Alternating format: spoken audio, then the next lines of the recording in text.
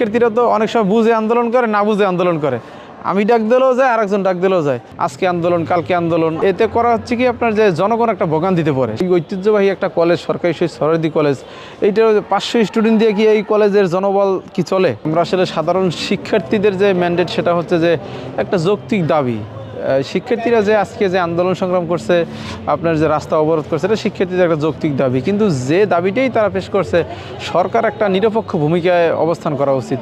যেটাই তারা করুক, কিন্তু একটা ফলাফল দেওয়া উচিত। কিন্তু আজকে আন্দোলন, কালকে আন্দোলন, আজকে অনার্সের স্টুডেন্টরা নামছে, আগামীকালকে আবার ইন্টারমিডিয়েটের ছাত্ররা নামবে। কিন্তু এতে করা হচ্ছে কি আপনার যে জনগণ একটা ভোগান্তিতে পড়ে, সাধারণ মানুষ ভোগান্তিতে পড়ে।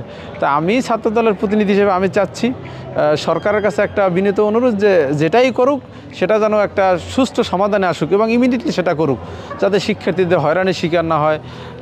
সেশন জট, এখানে এই আন্দোলন সংগ্রামের পরিপ্রেক্ষিতে ছাত্ররা পড়াশোনার ক্ষেত্রে কিন্তু পিছিয়ে যাচ্ছে, ক্লাস হচ্ছে না, তারপরে তাদের সেশন জট চলে আসছে। এইটা যাতে না হচ্ছে, কারণ একজন শিক্ষার্থী ভর্তি হলে সে তার পড়াশোনায় ব্যস্ত থাকবে। কিন্তু আমরা দেখি যে কিছু হলেই সবাই আন্দোলনের নামে, আমি নামি, আরেকজন নামে। টানা তৃতীয়বার অর্জন করেছে দেশের সেরা সুপার ব্র্যান্ড স্বীকৃতি বসুন্ধরা টিস্যু। কিন্তু সরকার কিন্তু এটা নিয়ে কোনো কর্ণপাত করতেছে না।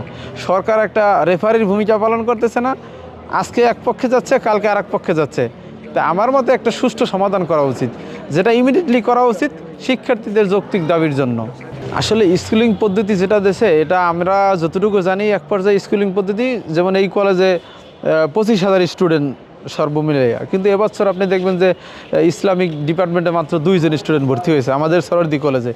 এরকম বিভিন্ন ডিপার্টমেন্টে সব কিছু মিলিয়ে হয়তো 500 বা 600 স্টুডেন্ট ভর্তি হয়েছে আমাদের সরোয়ার্দী কলেজে। তাহলে দেখা যায় এই ঐতিহ্যবাহী একটা কলেজ, সরকারি সেই সরোয়ার্দী কলেজ, এইটা 500 স্টুডেন্ট দিয়ে কি এই কলেজের জনবল কি চলে? তারপর আপনি ইন্টারমিডিয়েট দেখেন, অনেকে বলে যে ইন্টারমিডিয়েট থাকবে, আবার কেউ বলে থাকবে না।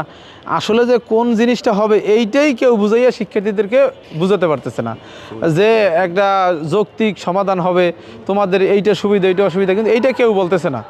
আমি একদিক দিয়ে বলতেছি, আরেকজন আরেক দিক দিয়ে বলতেছে। ওই শিক্ষার্থীরা তো অনেক সময় বুঝে আন্দোলন করে, না বুঝে আন্দোলন করে। আমি ডাক দিলেও যায়, আরেকজন ডাক দিলেও যায়।